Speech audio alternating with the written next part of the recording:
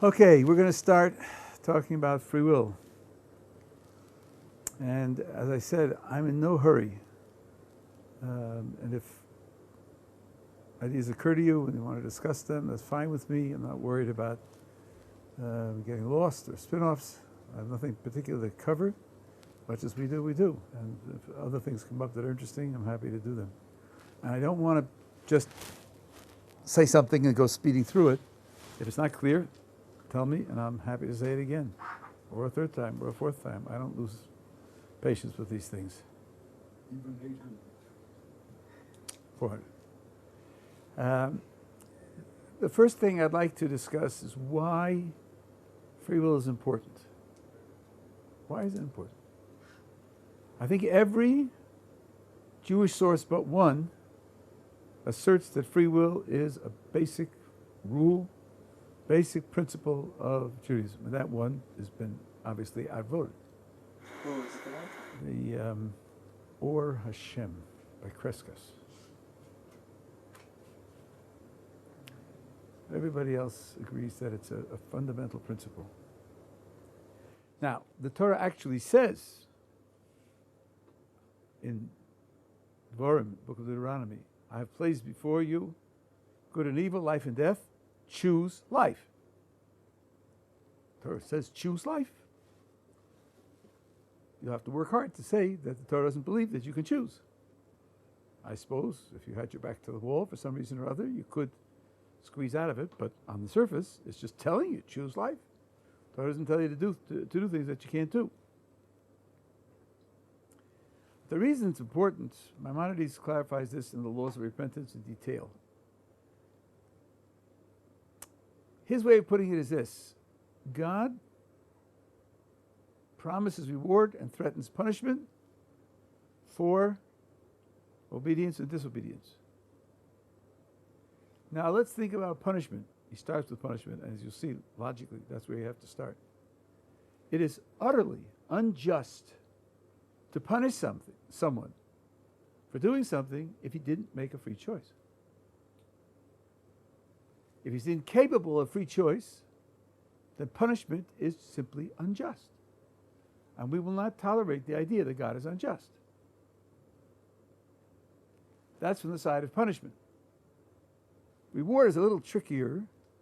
Obviously, you can give out free goods to people without their doing anything to deserve it. That's just kindness. That's what kindness is. Nothing morally wrong with being kind. But it can't be reward.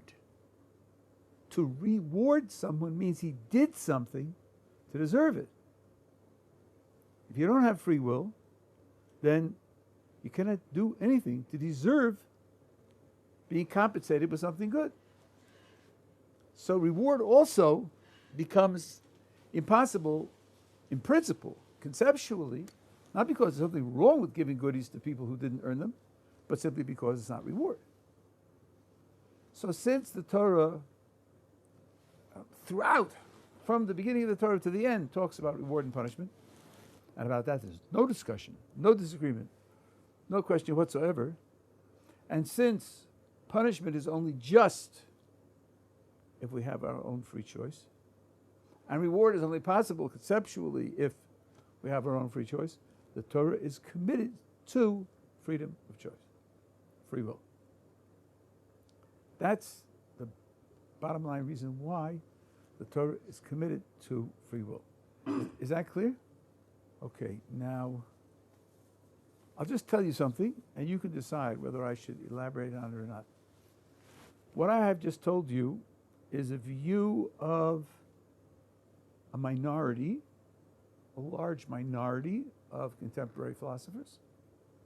Majority reject this. They think that reward and punishment can be applied even if you don't have free will. I won't mince any words. I think they're nuts. Now, if you want me to tell you why they believe what they believe and why they're nuts, I'll be happy to do that. If you're not interested in background in the contemporary philosophical scene, I'm happy to skip it. I'll leave it up to you, yeah? Was all life given free will, not just humans? I mean, obviously, because you can punish a dog for misbehaving, so therefore the dog has free will, correct? No, I don't think that's right. I don't think that's right. I think there are things you can do to a dog which will change its behavior. But it doesn't follow that the dog has free will. This is embedded usually in that longer thing. But let me illustrate this for you. And maybe this will help. Maybe with this we can sort of short-circuit it. You know there are machines that play chess. I was like, how do they do that? How do they program the machine to play chess? Now, you may say, well, listen, there are a lot of out-of-work chess masters, and they hire them to sit down and make a good program to play chess. That's not how it's done. That's not how it's done. What they do is they work with a learning program. The program is initially set up with an arbitrary, stupid procedure. You know, when you have this move, or that position, take this, do that, with a certain probability. Now, it uses that strategy. When it loses a piece, it reduces the probability of making that move. When it wins a piece, it increases the probability of making that move. Now, a computer can run through millions of games at high speed. When it runs through millions of games at high speed, it picks up a gigantic amount of instances in which it either loses or wins a piece. And it fine-tunes the probabilities. So that at the end, the guy who set up the program doesn't know what strategy it's using. Of course, you can run a diagnostic, you can pull it out. But he himself won't know because it's a result of running millions of games and responding to winning or losing pieces. That means if the move loses a piece, then the computer is programmed to react to that by reducing the probability of repeating that move because it lost a piece. And when the move wins a piece, then it raises the probability of making that move again because it won a piece. That's no different from either penalizing a dog or rewarding a dog. A dog is a kind of computer that's programmed that if you make a loud sound and startle it, it won't do that again because that frightens the dog. The dog doesn't want that. Feed it something that it likes, then it will do it again. The fact that something responds to what happens and changes its behavior does not mean that it has free will. These learning programs that the computers use do not have free will. And yet they change their output based on the events that take place in running the program. So the fact that something changes systematically when you interact with it does not mean that it has free will. Clear what I'm saying? Not clear what I'm saying. I do. I hear what you're saying. However, a machine doesn't have emotions where a dog can express emotions. But all you said about the dog, all you said so far about the dog when you asked your question was, if I reward and punishment, it will change its behavior. So I'm showing you that that feature alone isn't enough to tell you that it has free will. Now you may go on to other features and we can talk about them. But that feature alone can't do the job. So I'm just curious. My main question is, by the Torah, does only man have free will? Yes, only man has free will. And I would say that those who are romantically attracted to animals and who are inclined to attribute animals with all sorts of capabilities, I think one has to be very skeptical and very hard-headed about these attributions. I think one has to sort of think them through and see how they work and see how their consequences work, because we are very prone to projecting ourselves onto the animal and asking, if we did that, would we have free will or would we have various capabilities? I'll give you a very striking example that I read 40 years ago or more. There is a wasp called the digger wasp. This wasp stings spiders, digs a hole, pushes a spider into the hole, buries it. When it's hungry, it comes back, digs it up, and eats the dead spider. That's what it does. When this was discovered, people were saying, a wasp? Planning for the future? Intelligent, purposeful behavior in so low a creature as a wasp? And that was shocking. Until a particularly cruel experimenter did the following experiment. The wasp stings the spider, kills it, drags it over to a spot and starts digging the hole, at which point he just dragged the dead spider a little distance away from the hole. So the wasp stops digging, goes, gets the spider, drags it up to the hole, and starts digging again. So the experimenter pulls the dead spider away from the hole. This sequence repeats until the wasp dies of hunger. Doesn't look like intelligent behavior anymore. Because if you were putting away the dead spider for a rainy day when you're hungry, and you're now dying of hunger, you ought to just eat it. But no, this isn't intelligent behavior. This is hardwired behavior. It's hardwired behavior. You kill the spider, dig the hole, bury the spider, and come back later. That's not purposeful behavior. Purposeful behavior has a flexibility built into it. Intelligent behavior has a flexibility built into it. So when you started with the observation that by interacting with dogs in certain ways, you can change their behavior. Good, you certainly can. But if you want to see that as a symptom of free will, then you have to ask yourself, well, what else does free will imply? What else does free will involve? Do I have evidence for all the other pieces of free will? Or maybe this is just a tiny sliver, which isn't really free will. It's something more primitive than that. Now, I showed it to you in the case of a learning program in a computer. But free will involves, at the least, the ability to conceive of alternatives and to make an evaluation and act on the evaluation. If anyone wants to say that porpoises or elephants or kangaroos or something else has free will, he has to give evidence that these creatures are capable of conceiving of alternative actions, alternative behaviors, and they're capable of evaluating them and acting on their evaluation. The mere fact that sometimes they do this and sometimes they do that isn't enough to give you that whole payload of abilities. And if someone says, okay, but can you prove they don't? My answer is, no, I can't prove they don't, but I don't live my life in what I can prove is not true. I live my life on the basis of what positive evidence I have is true. I don't spend my time trying to prove that every possibility is not true. You show me some positive reason to think it is so, and I'll take it into account. I'll look for other evidence against, and I'll try to make an intelligent decision.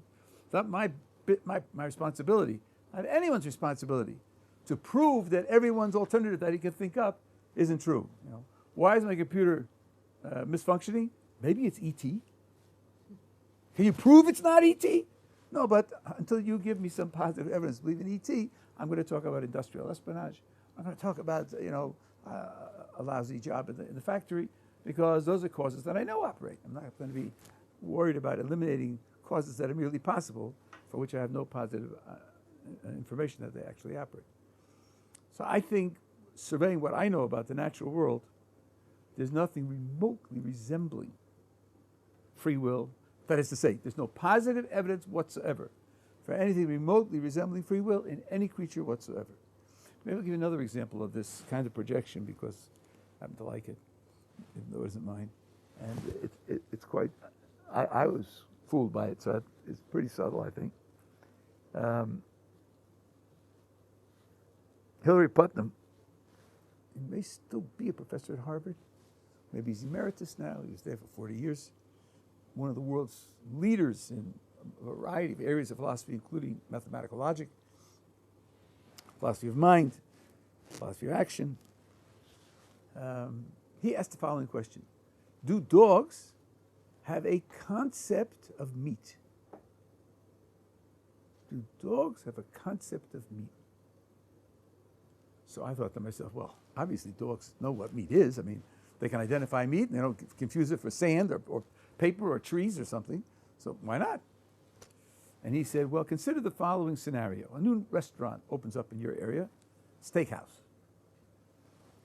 Top-notch quality and half prices for the first month, and you go along with millions of other people and enjoy the steaks. It's terrific. 3 months later, there's an investigation. Then it comes out that they're guilty of fraud. It wasn't steak. It was soy. They are experts in doctoring soy to smell like steak, taste like steak, have a steak texture, and the police are saying if you have a receipt that you ate there, you can go get your money back because they're guilty of fraud and so forth and so on. Right?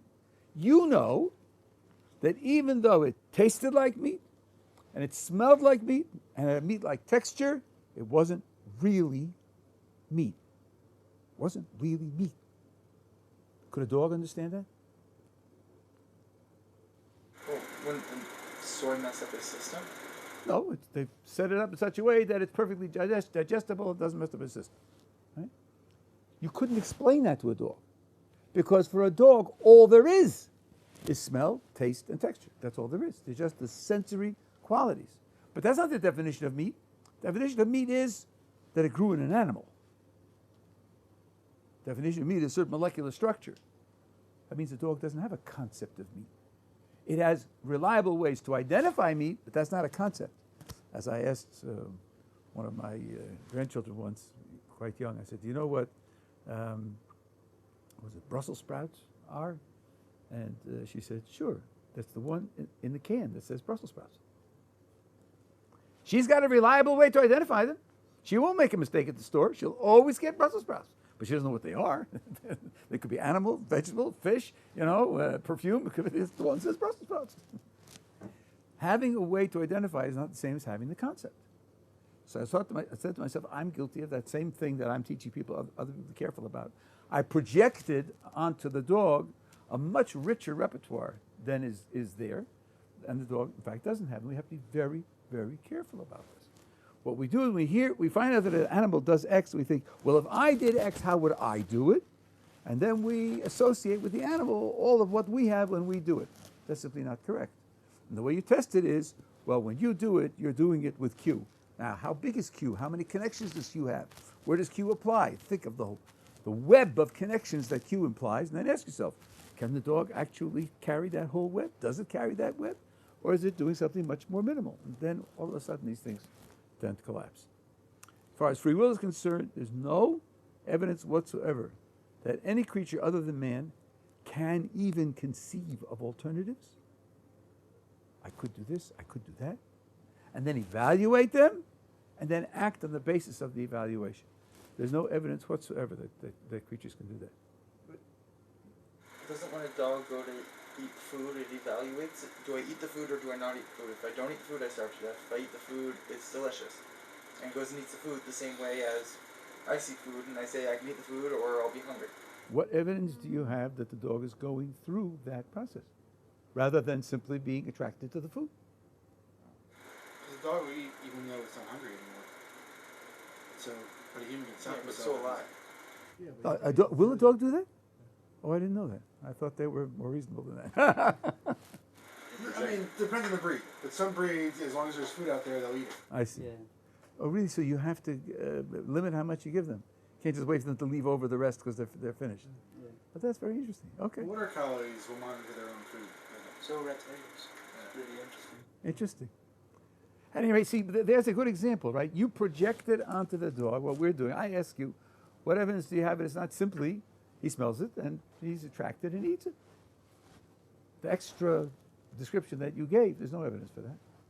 He's considering alternatives and that he chose one over the other. There's absolutely no evidence for that. So my response would be, but you don't not know, and your response would be, but you can't prove a negative. That's right. No, I don't put it that way. I think that's a mistake. That I think is a mistake in logic. You certainly can prove negatives. That's a mistake. No, I say I have no obligation to rule out something that's merely possible. To ask me how I know it's not true is to say, it's possible, how do you know it's wrong? My answer is, I don't have to know that it's wrong. I only need to respond if there's some positive reason that it's right. If there's no reason that it's right, I don't have to respond. So what evidence would you need for falsifiability of this theory that animals don't have free will? Falsifiability is a mistake. Falsifiability is a mistake, and philosophers know that. And the people on the outside are dreadfully ignorant. They don't know that falsifiability is unnecessary for an idea to be perfectly valid scientifically, logically, and philosophically. Falsifiability is a mistake. Okay. Here's a very simple example.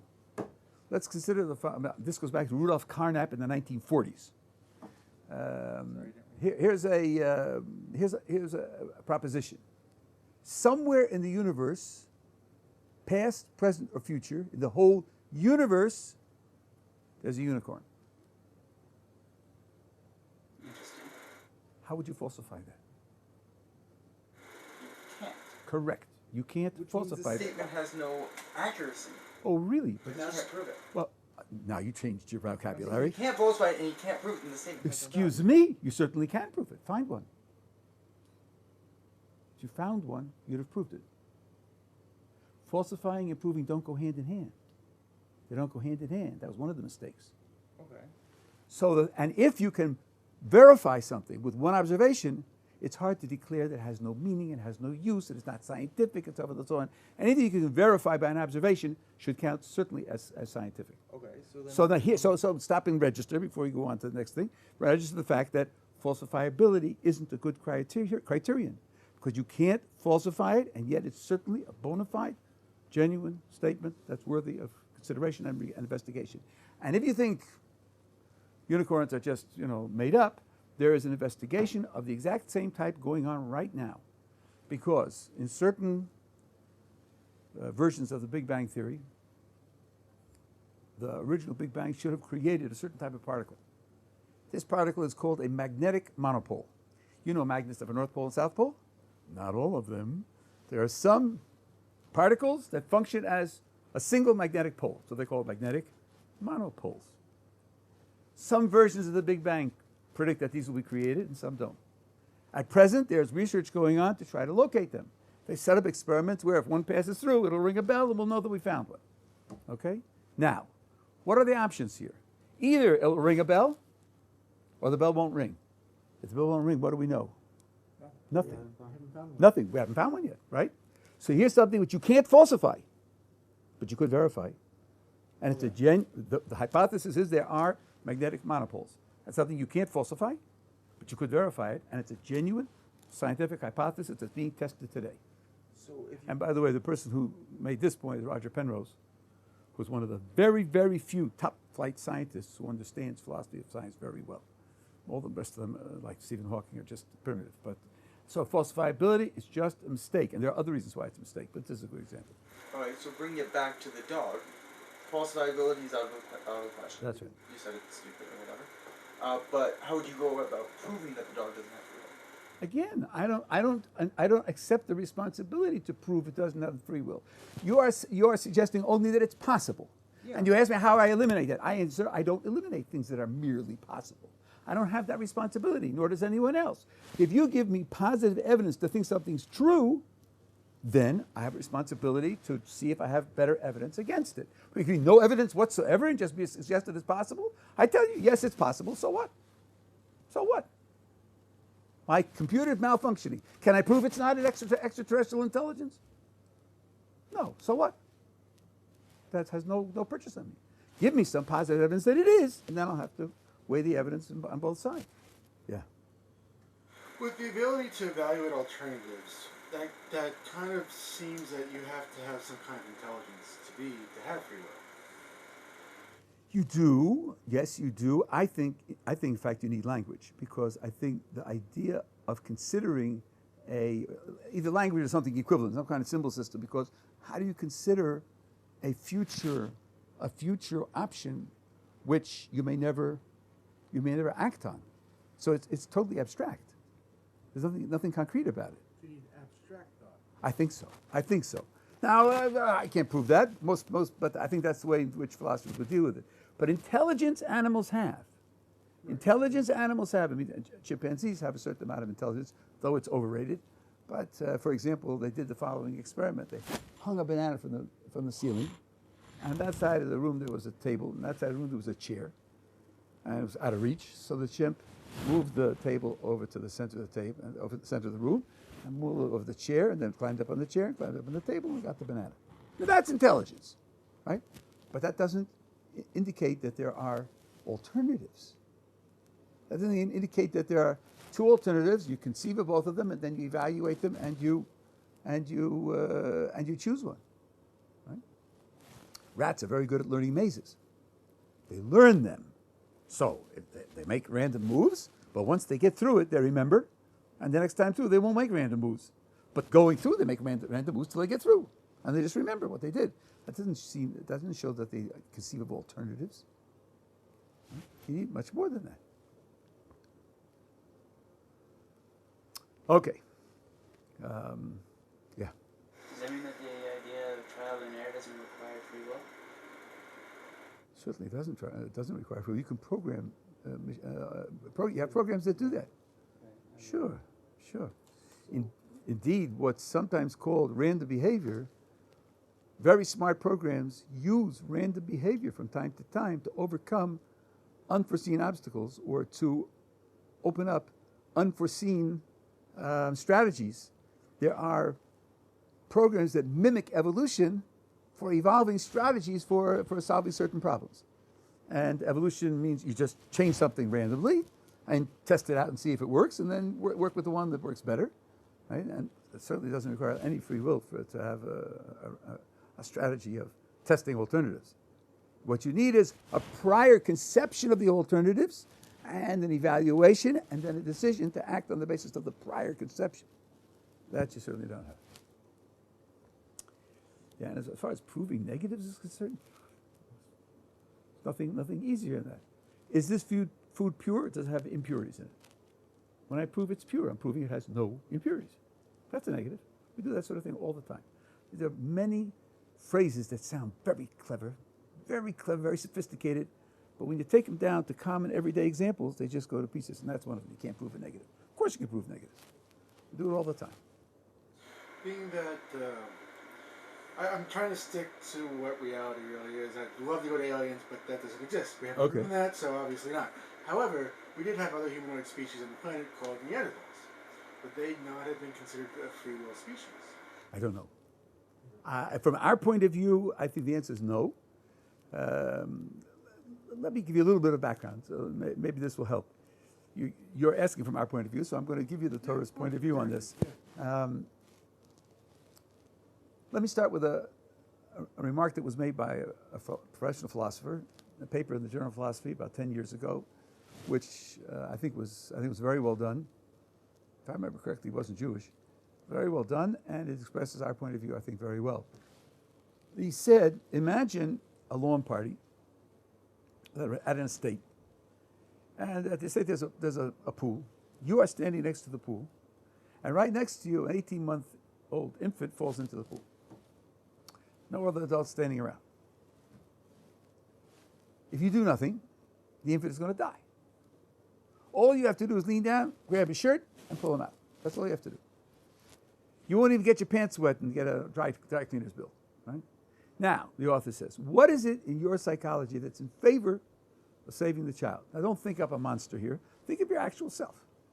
Well, you're saving a life, and the parents will love you forever, and you'll have the respect of all your friends, and your conscience will applaud you, and you'll sleep well at night, so on and so on. Many different motivations for saving the child.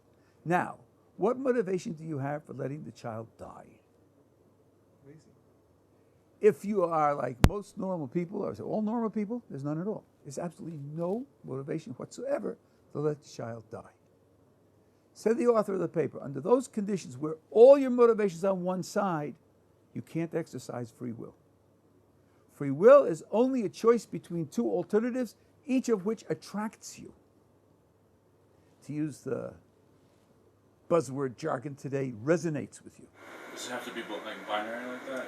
Either or, 100 or nothing? Or No. 70, Right. It doesn't have to be 50-50. It can be differing amounts. And it doesn't have to be binary. You can have 3 or 4 or 17 alternatives.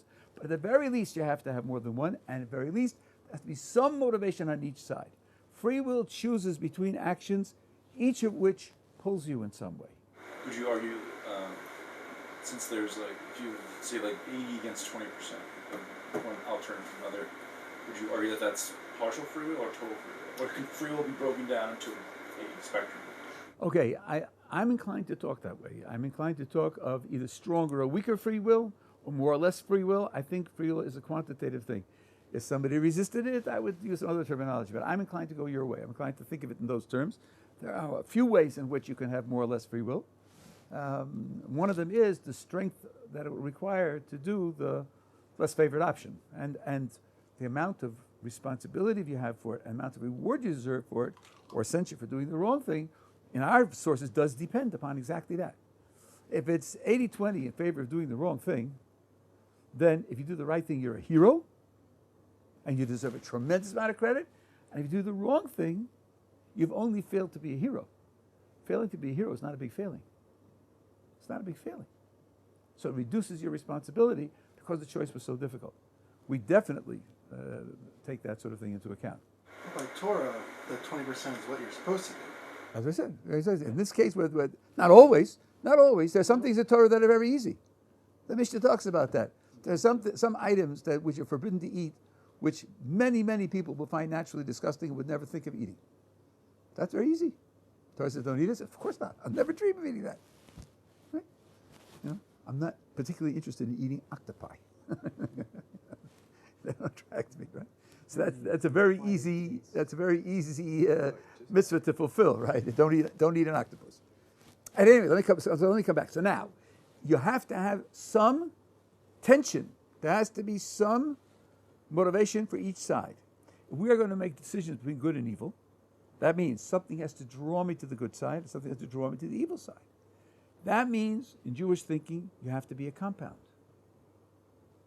You have to have two elements, one of which is naturally attracted to the good, and one of which is naturally attracted to the evil.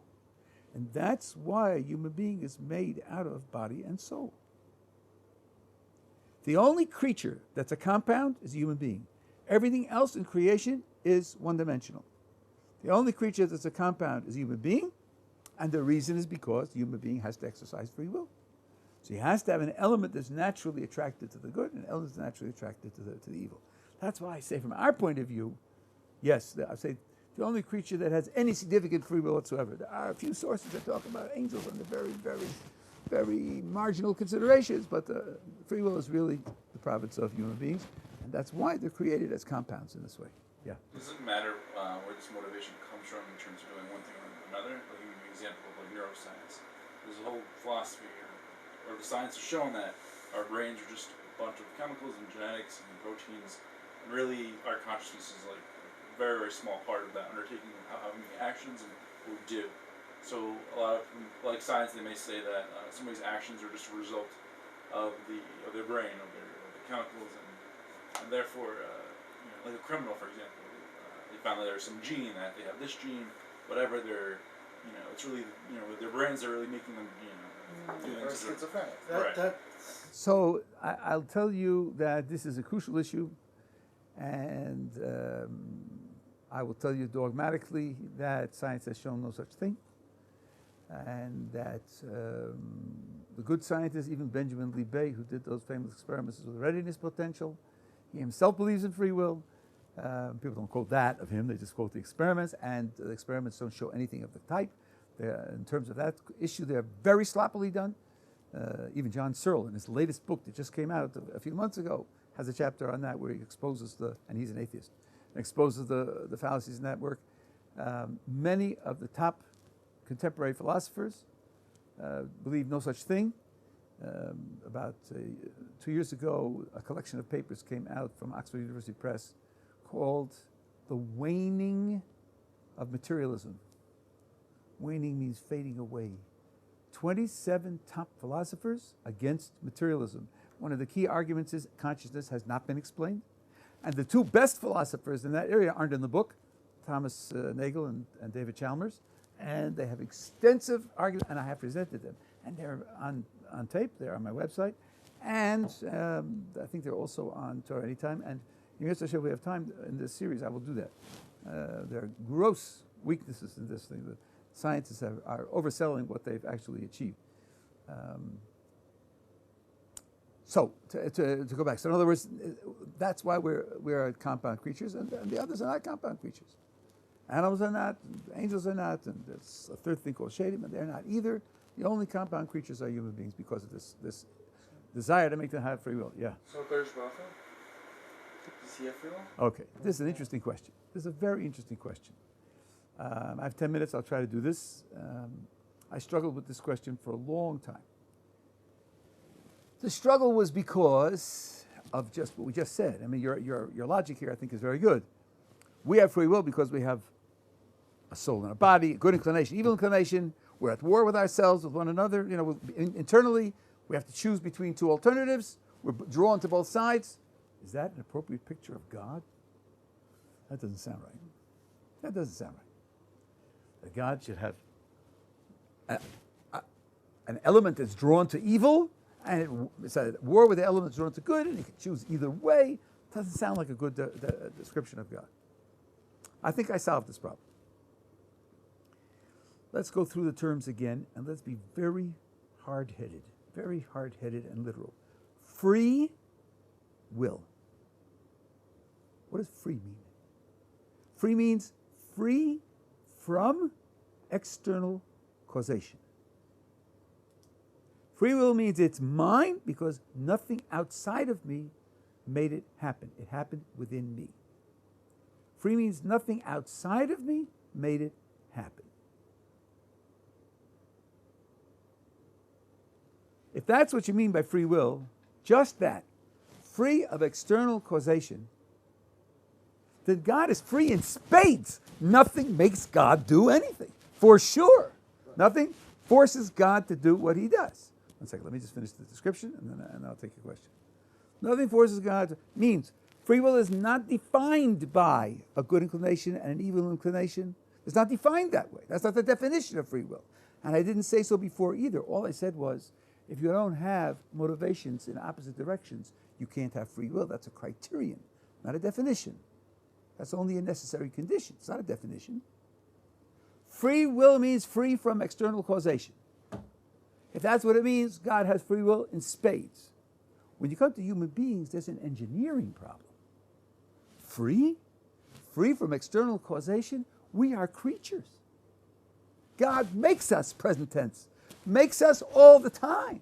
How can anything inside a creature, something that God is making all the time, be free from God's causation? That's a problem. The definition of freedom, given the picture of a human being as a creature, that God is creating him all the time, to assert that a human being has free will sounds just impossible, because God is making him. How can you say there's something in him that's free of divine causation, since God is giving him his very existence? Now the answer is, how do we solve this engineering problem? How can a creature who's being made by God all the time have anything in him that isn't just made by God? And then it won't be free. Answer, because God creates two elements and he puts them in tension with one another so that they will be pulling in different directions, and puts into the human being an ability to decide which direction he's going in on his own, and then that ability to decide operates on its own. So the good inclination, the evil inclination, and the will that decides between them is a solution to an engineering problem. It's not the definition of free will. And therefore, when I say that God has free will, I don't have to associate with God a good inclination and evil inclination. I don't have to associate it that way. Now here, there might be a difference between two terms, and I corrected myself a little earlier, about 15 minutes ago. There's between free will and free choice. Maybe choice here is a misleading word, and I almost never use it. I slipped a little while ago and I corrected it. Choice does sound like there are different alternatives and they're both possible for you, and then you choose between them. But will doesn't carry that implication. Will doesn't carry. All will carries is, this is what I do, and I do it on my own. I don't do it because of anything outside of me. And that's the picture of God's free will.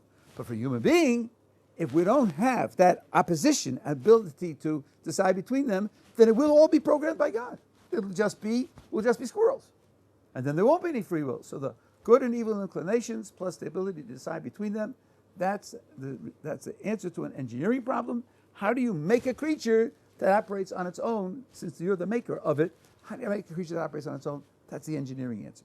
But as far as the strict definition of free will, I think that God does have free will as I described. That's my way of, as I said, I worked on this for a long time. Bothered me. Just what you asked bothered me, but I think that's the right way to say it. Okay, we're together?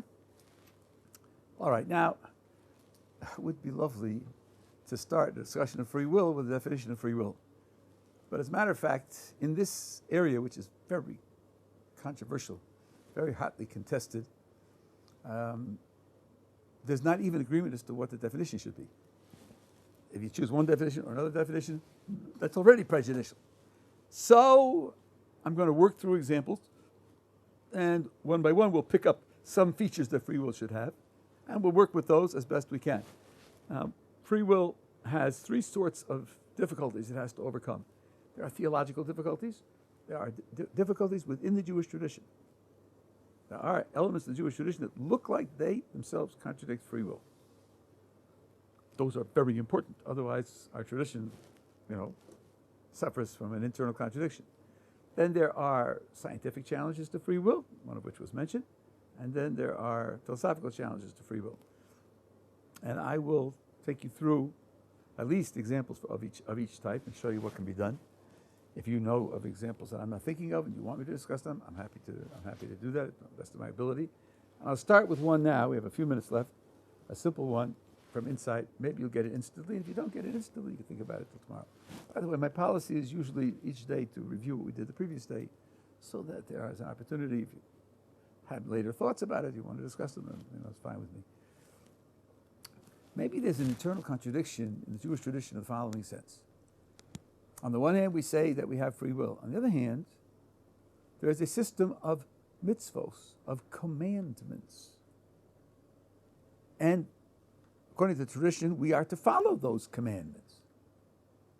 So now, if I want to be faithful to the tradition and live according to the commandments, it can seem as if I really don't have free will. What am I going to do? Well, look up the orders and do what you're ordered to do. Yes, sir. Yes, sir. So where's my free will? There's a poem. I'm the captain of my ship. I'm the captain of my soul. Winfred Manley Thompson, something that wrote this thing. The author of my fate. I choose my values and my priorities, and I seek my own fortunes, and, excuse me, you're under orders. So where do you get the exercise of free will if you've already, I don't want to say this prejudicially, you're already in a situation where you're simply following orders? Then it sounds like there's no free will there. Would you choose whether or not to follow it? Okay, you could say, but of course, I can always turn my back. I can always turn my back. So the very fact that I'm following orders is an exercise of free will. I think, frankly, that's the deeper answer. I think that's certainly correct. You don't avoid free will so easily as to say that they're simply. What do we say about the Nazis who said I was only taking orders? What we say to them is, well, you chose to take orders. But the truth is that the question itself isn't competent, because maybe this is what you're saying. I'm just thinking now whether it's exactly the same or whether there's a nuance of difference. Because free will is the ability to act. I guess this really is what you're saying. Free will is the ability to act. The fact that there are orders which notice how I chose an extremely vague phraseology. I am to do. That means at most this is what I ought to do. This is what it's right to do. The fact that some things are right and some things are wrong doesn't contradict my ability to act on my own.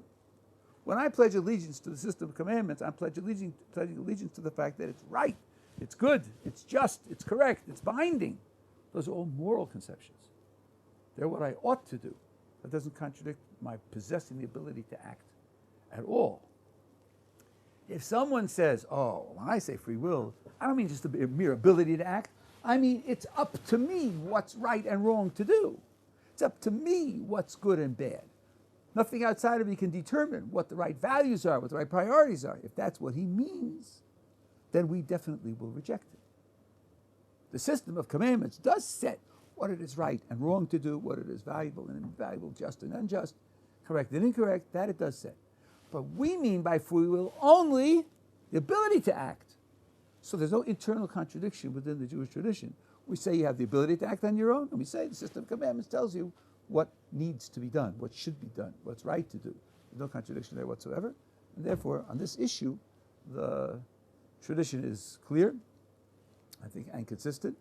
And what we have learned is that free will is not associated with an authority to determine what's right and wrong, what's good and evil, to set your own path. not an authority. Free will is not an authority, it's an ability, yeah. Well, what's an argument my rabbi gave me about, imagine two people, one person who sits and does nothing all day, and one person who, like, observant Jew who follows, like, the mitzvahs. And the question was who is exhibiting more free will. And the conclusion was the one following the mitzvah, because each time they had a mitzvah to obligate to do, they chose whether or not to do them. And they were doing something, as opposed to the guy who just sat around and nothing. You know, I think I would agree with the example, but there's a general point here. What does it mean to exercise free will? It's to have alternatives. You cannot realize both of them, so you have to choose one or the other, or to just reject both. And you make an evaluation, and then you choose to act in terms of the evaluation. That's the way I described free will before. A guy who's sitting there and doing nothing all day probably is making very, very few choices. He's making very few choices. Of course, he's automatically using very little free will. Now, I should say that a lot of what observant Jews do, they're trained to do, and they may not be making choices all the time. They may have been trained or trained themselves to do certain things. You know, when you walk down the street and see somebody say, "Hi, how are you?" You're not making a choice. You're just doing what you always do.